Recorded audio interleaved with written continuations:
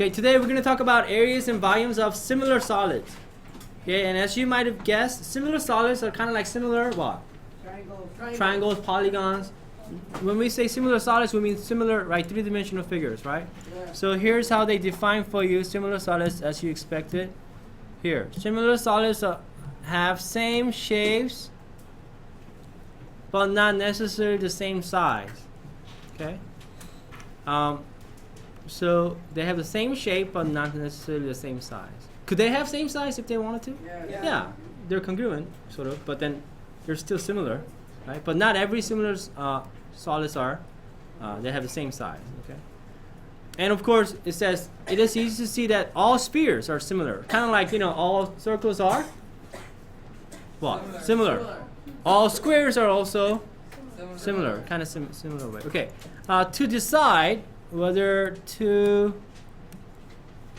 solids are similar, we have to determine whether bases are similar, and not only that, corresponding lengths are proportional.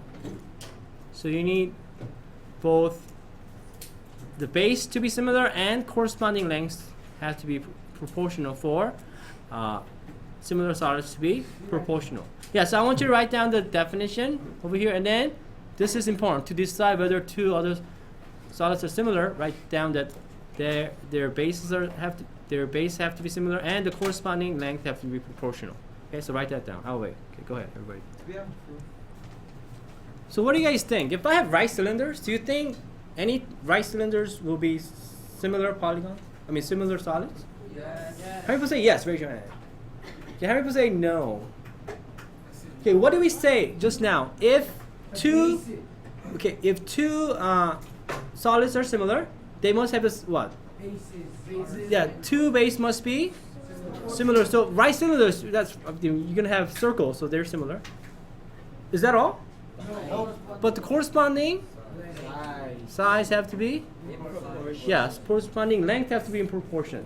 So it turns out, not just because you have two right cylinder does not necessarily guarantee you that you have similar cylinders. So look, so these will be what then? These will be similar, okay? Because you can see the corresponding length are in proportion, right? Imagine you could have right cylinders that are really tall, whereas the other one's really short, right? Does that make sense? And they're not going to be similar, right? Does that make sense?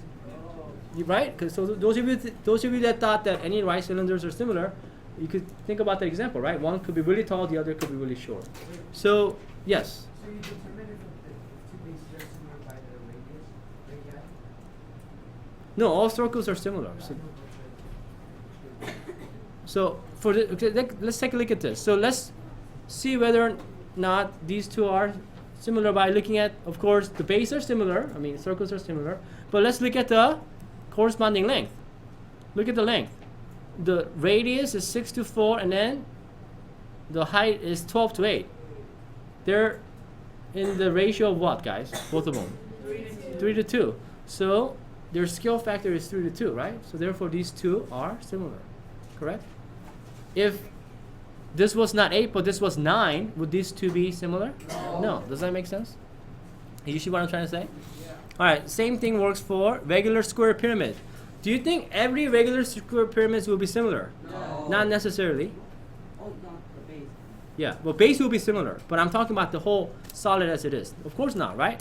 So here, in this case, again, these will be similar because look at the base are of course squares, so you know they're similar. But that's not all we have to check. We're gonna check the corresponding length, right? Yeah. So corresponding length meaning the height, the base, and then the slant height and so forth. So what is the ratio? What is the ratio of the heights to the other height?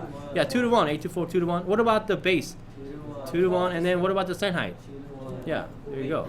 So this has the scale factor of 2 to 1. So as you can see, both of these examples shows you the similar polygons. Okay, so let me just write down what we just learned so far. You know those two cylinders we just talked about? The scale factor was 3 to 2, and then the pyramid was 2 to 1, right? Yeah. So let me ask you this. Let's then compare. Let's take a look at the ratios of the base perimeter of the first. Let's just look at the cylinder first, okay? for the cylinder, what do you think if we were to look at the perimeter? Well, perimeter of a cylinder is what? What's the base perimeter of a cylinder? It's basically a circle, right? If you were to look at the circle of the first one versus the ratio of the perimeter of the first figure versus the ratio of the base perimeter of the second, what do you think it will be? Let me show you what we had before. We had this, right? So somebody tell me, what is the perimeter of the first one of the right cylinder? It'll be 12 pi, right? What about the other one? 8 pi. So what's the ratio of those? 3 to 2. Would you not agree? Yes. Well, let's do it for this. Let's do the same thing for the right regular square pyramids. These two squares. 144. No, I'm not talking about the area. I'm talking about the perimeter of the base. 4 times 48 to 24, which is what? Anybody see something interesting about the ratios of the perimeter of the bases? Go ahead, everybody discuss with your group. What do you get? Anything? Okay, so this is what we have, right, guys? So we figured out. Anything interesting? Okay, how about which group? How about let's see. Give me a sec. Oh. Here we go. Hold on. Okay. All right, it is. Okay. Tony, what did your group come up with? A to B, the ratio. If the A is the radius of the first solid and B is the ratio of the second solid. Which is what? Basically the scale factor. Yeah, that's what you're trying to. So it's the same as a scale factor. Yes. Is this kind of surprising or is kind of, oh wait, we've seen this before? Yeah. When did we see? Okay, Yetchan, when have we seen this before? You remember? Yeah, like triangles or similar polygons. Yetchan, what do you know about similar polygons? If this, Oh yeah, it was the area. No, the ratio of the perimeter was same as the scale. yeah, the ratio of the perimeter was same as the scale factor. You guys remember that? So it's Yes. very similar idea. And we knew that if two solids are similar, we knew that the base are what? Similar. So it's kind of like comparing the similar polygon, correct? Right? Does that make sense? So then what if we did this? What if I ask you for the lateral area? I know. If we were to look at the ratios of the lateral areas of these two cylinders and the pyramids and so forth, what do you think for the cylinder? Let's still deal with cylinder. What do you think the ratios of the lateral areas of the cylinders be? Any guess? We could actually compute the lateral areas, right? But anybody have any guess as to without really computing what it might come out to? Nicholas, what do you think? 3 squared to 2 squared. You mean squares of their Squares of the. scale factor. Why do you say that? Because it's a area and just wouldn't they be similar if there's some. Yeah, remember when we talked about similar polygons, what do you know about the ratios of the areas of the similar polygon? They are squares of the scale factor. Same. So this is something we've learned before. And of course, then if that's true for the cylinder, without really calculating all the area, what do you think for the pyramid will be? 4 to 1, right? 2 to 1, right? Squares of the scale factor, which is 2 to 1, right? Does that make sense? Yeah. Okay, then guess what they're gonna ask you to do next? Find the Total area. total area, Kevin. What do you think? Total area. What do you think is gonna happen? It's going to be scale factor square as well because you'll be adding these areas that are similar, right? Okay, but for the volume though, yeah, it's going to be scale factor cube is exactly right. Okay. So without really calculating, I mean, you could, which is they did right here, right? They find the it does turn out to be the cube of their scale factor. Okay. So this is our theorem. So look at this theorem. I'll be right with you. This is your theorem. So look, and this is something that we sort of know already. Okay, the scale factor of two similar solid is a to b. If that's the scale factor of the two similar solid, then the ratio of the corresponding perimeter is a to b. Okay. Why do you think they said corresponding perimeters, by the way? Okay, as you write this down, think about it. Okay, what about the ratio? Okay, don't write yet. Okay, I will give you time. What about the ratios of the base areas or the lateral areas or the total area? What would the ratio of these areas be, guys? B A squared to B B squared. And what about their volumes? A cubed to B cubed. Does that make sense? So write this down and think about why they said corresponding perimeters for the first part. Okay, why didn't they just say perimeter? So, all right, some of you already see it. Okay, go ahead, write it down. I'll wait, and then you can answer that question. All right. So who thinks? I just ask you to think about what we mean by the corresponding perimeters, right? How come they didn't just say ratio of the perimeters? Why do you think they said corresponding perimeters? How about with Nicholas? What did your team come up with? No, it's because that there are different parameters that they would be talking Exactly. There are different perimeters within these three-dimensional solids, right? It could be the perimeter of the base. Can you compare the perimeter of the base with maybe a perimeter of the lateral face or something? No, you can't. Like what I'm saying is, look, if I have if I have a regular square pyramid, right? Would the would you get the same scale factor 2 to 1 if I were to compare the perimeter of the base with the perimeter of this lateral face? No. I mean this lateral face right here. No.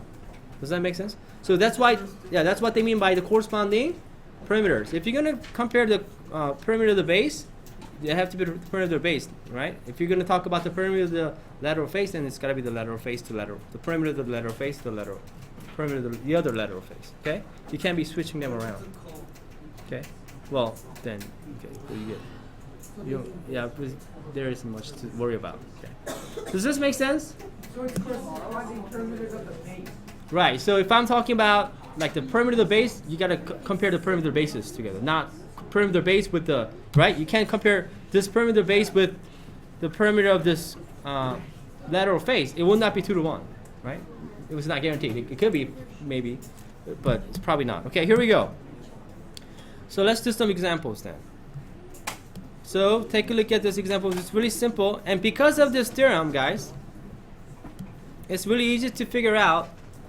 It says they're telling you that these are two similar solids. They're telling you to find the ratios of the base perimeters, lateral areas, and volumes. Okay, so go ahead. Without actually finding their perimeters and areas and volumes, you could figure out what the ratios will be, right? Because of the theorem, right? Isn't that nice? Go ahead, everybody try. I'll wait for you. Okay. So this is pretty straightforward. For A, what about the base perimeters? Justin, what do you think the ratios of the base perimeters will be for these similar solids? Yeah, let's go from left to right. So the smaller one to the bigger one.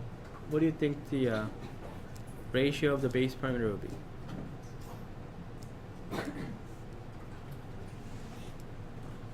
Do we have to actually calculate the perimeters? Not really, right? Because they told us these are similar. So we just learned that. Yeah, it'll be 3 to 5, right? Same as their scale factor, right? All right, what about for the ratios of their lateral areas? How about Esther? Esther, you over here. 9 to 25 is correct. Right? Oh, sorry. So now what if I ask you for the total area? It'll still be? Yeah, I could have asked for the area of the base. It'll be still 9 to 25. Does that make sense? That's the whole, we don't even have to really calculate the areas, okay? What about, lastly, the volume? Young? 27 to 125. Easy enough? Okay. So it's pretty straightforward. This theorem is really nice, right? If you didn't know this theorem, you would actually have to figure out, right, each of these perimeters or the areas or the volumes, right? This makes your work a lot easier, doesn't it? All right, so, okay, one last thing I want to talk about is this. You guys remember this from last chapter? If you have a triangle like this, and if XY is parallel to AB, what do you know about the triangle on top versus this big triangle? Yeah, if XY is parallel to AB, the two triangles are? Yeah, proportion, they're similar. Yeah, so the corresponding size will be proportion. Corresponding, right, size will be proportion. You guys remember this? And why is this true? Because of the angle. Okay, a lot of you. All right, now, guess what? same sort of thing applies for three-dimensional figure also. If you have a pyramid, right? You see this big pyramid YACB, okay? If I have X, Y, Z, and ACB, if these two planes were parallel, okay, guess what? The pyramid on top, right here, Similar. yeah, Similar to V, X, Y, Z will be similar to V, A, B, C. Those two pyramids will be similar as well. Is it because of the same? Yeah, so because basically you have this, right, for each of these three sides. Isn't that what you have? So yeah, you have all these triangles to be they will be all similar by angle. Does that make sense? Because it's basically this on each side of this pyramid. Yeah, so by angle, you're gonna have all these, right, triangles similar. Does that make sense? Okay, so I think you're gonna have to know this for your homework tonight. Any question? Does this make sense? Yes. Can you do something like this for your homework tonight? Yeah. Good. All right. Good.